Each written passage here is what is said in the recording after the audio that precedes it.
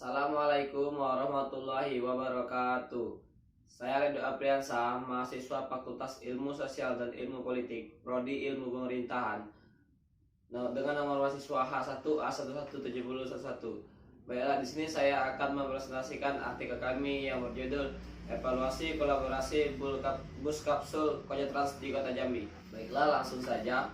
Pada era globalisasi saat ini yang telah mendorong suatu negara harus ikut mengikuti perkembangan zaman sesuai konteksnya. Tetapi kita harus lebih dahulu apa itu globalisasi. Globalisasi berasal dari kata globalization. Global artinya dunia dan lisation artinya proses. Secara bahasa, globalisasi adalah suatu proses yang mendunia. Suatu proses yang membuat manusia saling terbuka dan bergantung satu sama lainnya tanpa batas dan jarak. Dalam hal ini, globalisasi telah memasuki ranahnya masing-masing sesuai kebutuhan di setiap negara di seluruh dunia, termasuk Indonesia yang tidak bisa lepas dari perkembangan era globalisasi. Di Indonesia sendiri, perkembangan teknologi sangat pesat, mulai dari bidang informasi, ekonomi, pertanahan, telekomunikasi, transportasi, dan lain-lain. Di negara Indonesia sangatlah mencolok dalam bidang transportasi, di mana sebagian besar masyarakatnya memiliki kendaraan pribadi masing-masing seperti motor dan mobil. Tetapi pernahkah negara Indonesia membayangkan dan memikirkan dari kebanyakan kendaraan bermotor dan mobil kalau menumpuk di jalan, tentunya akan membuat kemacetan parah di sepanjang jalan tersebut. Belum lagi dengan polusi yang ditimbulkan dari asap kendaraan itu. Problematika ini menjadi suatu hal yang belum bisa diselesaikan sampai saat ini.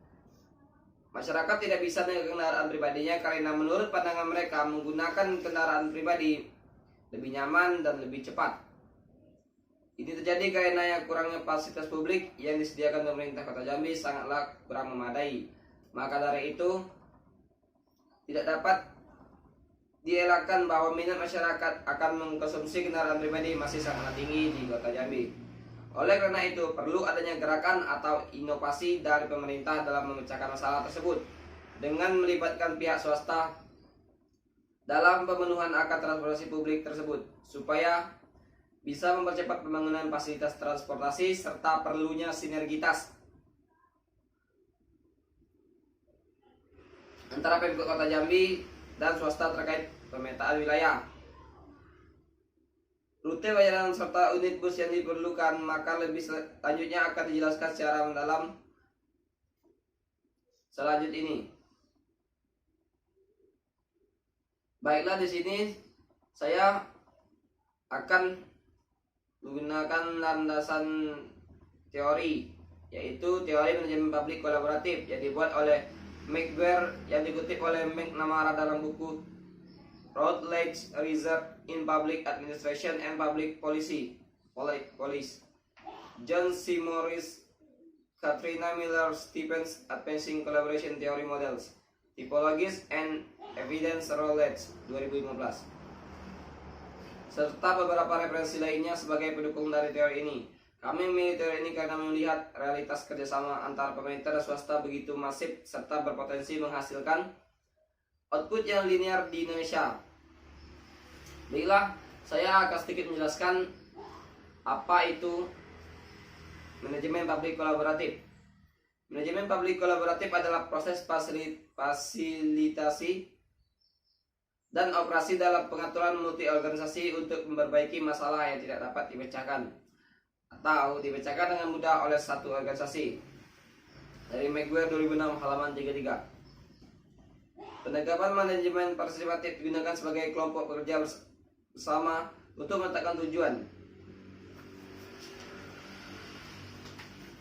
Dalam interaksi kolaboratif, organisasi membangun saling ketergantungan hubungan yang berkembang ketika organisasi berinteraksi satu sama lain mencapai tujuan jangka panjang. Buxem 2003, Kies et al. 2004, O'Leary dan Bingham 2007, Thompson dan Perry 2006. Kekuatan yang sama di antara peserta dan memanfaatkan partisipasi untuk kasus realnya khususnya di Kota Jambi. Banyak sekali program kerja yang dirancang melibatkan pihak swasta, tetapi di dalam pengaturan program kerja tersebut seringkali terjadi miskomunikasi antara kedua belah pihak, dan disinilah peran teori manajemen kolaboratif mengatasi masalah tersebut. Di dalam penelitian ini, kami menggunakan metode studi literatur, di mana untuk pencarian informasi tentang masalah artikel ini dicari di dalam internet yang sumbernya terpercaya dan ada. Penelitian ini berusaha untuk mengidentifikasi beberapa bukti atau masalah yang ada di hubungan kolaborasi antara pemerintah Kota Jambi dengan pihak swasta, yaitu PT MDT. Penggalian data ini bertujuan untuk menunjang seberapa pentingnya kolaborasi program kerja antara pemerintah kota dengan swasta dan masalah apa saja yang ada di dalamnya. Langsung saja, kali ini saya akan menjelaskan 7 indikator yang bisa dijadikan sebagai solusi dalam penyesuaian interaksi antara dua pihak yang berkolaborasi, yaitu advokasi, mengaktifkan, melegitimasi, pembingkaian, memobilisasi, mensintesis, dan diskusi. Saya akan menjelaskan satu persatu dari 7 indikator ini. Yang pertama, advokasi. Kegiatan advokasi pengusaha kolaboratif termasuk dalam kerangka kerja untuk memberikan fokus pada menghasilkan peluang kolaboratif melalui pengembangan kondisi yang kondusif untuk interaksi dan berubah. Yang kedua, mengaktifkan. Seperti halnya kolaborator, peran pengaktif kolaboratif pengusaha membawa pemangku kepentingannya relevan ke pengaturan. Relevansi adalah berdasarkan pada keterampilan dan sumber daya yang diinginkan yang dibutuhkan dalam kelompok kolektif untuk mencapai tujuan. McNamara dan Morris 2012. Yang ketiga, melegitimasi. Aktivitas yang melegitimasi wirausaha kolaboratif ditambahkan ke kerangka kerja untuk memberikan fokus pada pembangunan sumber daya, pengakuan dan kepercayaan di dalam dan di luar pengaturan. Yang keempat, pembingkaian. Seperti halnya kolaborator, aktivitas pembingkaian kolaboratif entrepreneur berfokus pada pengembangan aturan untuk operasi, promosi nilai-nilai kolaboratif, dan memahami lingkungan kontekstual untuk tahu kapan kolaboratif adalah kemitraan yang layak. McNamara dan Morris 2012. Yang kelima yaitu memobilisasi. Seperti halnya kolaborator, kegiatan memobilisasi kolaborasi pengusaha termasuk memotivasi peserta untuk mengembangkan tujuan bersama dan tujuan bersama untuk mendapatkan dukungan lanjutan untuk pengaturan tersebut. Keputusan didasarkan pada konsensus dan kompromi dengan pembangunan dari kesepakatan bersama di mana semua peserta terlibat. Yang keenam, mensintesis. Mirip dengan penyelenggara kolaboratif, mensintesis kegiatan kolaboratif entrepreneur melibatkan menciptakan lingkungan yang akan mendukung interaksi live sambil menghilangkan hambatan potensial. Dari Akranov dan Miguel 2001. Tujuan bersama didukung melalui pengurangan ketidakpastian dan pengembangan insentif. McNamara dan Morris 2012. Yang ketujuh dan yang terakhir adalah diskusi. Penggunaan istilah wirausaha kolaboratif, pengakuan perlunya menyusun strategi dampak sosial dan kontekstual pada hubungan kolaboratif. Istilah ini berbeda dari istilah lain telah digunakan untuk menggambarkan peran ini karena ini mengakui perlunya mekanisme kopling antara masalah yang kompleks, pemangku kepentingan yang relevan, dan lingkungan eksternal. Dalam beberapa dekade terakhir, konsep manajemen publik kolaboratif dianggap merupakan sebagai konsep yang benar di dalam negara demokrasi, khususnya di Indonesia, terutama dalam kajian manajemen pemerintahan, di mana di dalam pemerintah tersebut ada tata cara untuk menata kembali kolaborasi yang baik dan tepat antara pemerintah dengan swasta. Ternyata masih banyak orang yang belum mengetahui sebagian besar program kerja yang ada di negara Indonesia hasil kolaborasi antara pihak pemerintah dan swasta.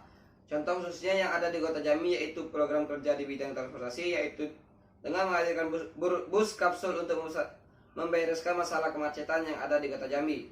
Program ini dibuat dari hasil persetujuan antara dua pihak, yaitu pemerintah Kota Jambi dengan pihak swasta yaitu PT MDT. Mereka telah mendatangkan armada bus kapsul Koja Trans dengan jumlah sekitar 28 unit dan akan terus bertambah sampai 200 unit. Dan telah menentukan rute sementara perjalanan yang akan nantinya dilalui oleh bus. Ada sekitar 4 rute yang telah ditentukan oleh pemerintah Kota Jambi, yaitu 1A, rute Terminal Alam Barajo, Terminal Rawasari Pasar Jambi, melewati Jalan Hos Cokro Aminoto. 1B, rute Terminal Alam Barajo, menuju Terminal Rawasari Pasar Jambi melewati Jalan Kolonel Abu Jani. 2A rute PAS 10 Terminal Rawasari Pasar Jambi melewati Asrama Haji Kota Baru. 2B rute PAS 10 Terminal Rawasari Pasar Jambi melewati jalan lintas. Akan tetapi setiap program kerja yang dihasilkan dalam kolaborasi antara pemerintah dengan swasta pasti masih ada kekurangan. Salah satu kekurangan yang mencolok dari program bus Koja Trans ini, yang pertama adalah kurangnya dari ketidaklayaan fasilitas yang disediakan oleh Pemkot dan PT MDT. Tentang halte, masih sangatlah sedikit dan kebanyakan halte yang disediakan dari pemerintah Kota Jambi belum mempunyai fasilitas ruang tunggu untuk kaum difabel. Selain itu, seiring bertambahnya waktu, pemerintah Kota Jambi seharusnya juga mengimbangi pembuatan halte-halte yang ada di Kota Jambi ini agar akses menyeluruh sampai di ujung kota, sekalipun seperti daerah Selinca, Talambanjar, Teho, dan lain-lain. Apabila dari pemerintah Kota Jambi telah menambah fasilitas yang diberikan untuk penikmat bus kapsul ini, pemerintah kota juga harus menambahkan rute-rute baru dan jumlah bus sesuai yang ditargetkan dari pihak pemerintah Kota Jambi sebanyak 200 unit armada bus kapsul ini. Akan tetapi penikmat bus Koja Trans ini hanya sebatas kalangan pekerja, mahasiswa, dan para pelajar SMA. Untuk kalangan pelajar SMP dan SD belum bisa menikmati fasilitas bus ini, dikarenakan untuk memesan atau membeli tiket bus ini harus melalui aplikasi yang telah disediakan pemerintah Kota Jambi di Google Play Store dan App Store di handphone Android dan iPhone. Sedangkan untuk pelajar SD dan SMP tidak bisa mengakses aplikasi tersebut dikarenakan untuk usia mereka tidak dikenakan membawa handphone ke sekolah. Itu tidak sejalan dengan indikator-indikator yang ada di teori manajemen publik kolaboratif. Seharusnya pemerintah Kota Jambi harus menggunakan beberapa indikator dari teori tersebut agar tidak merugikan suatu pihak dari masyarakat. Berikut indikator yang tidak dipenuhi oleh pemerintah Kota Jambi, yaitu advokasi, mengaktifkan, melegitimasi, diskusi, kesimpulan. Baiklah, itulah sedikit penjelasan tentang RDK kelompok kami. Lebih dan kurangnya saya mohon maaf. Saya akhiri. Wassalamualaikum warahmatullahi wabarakatuh.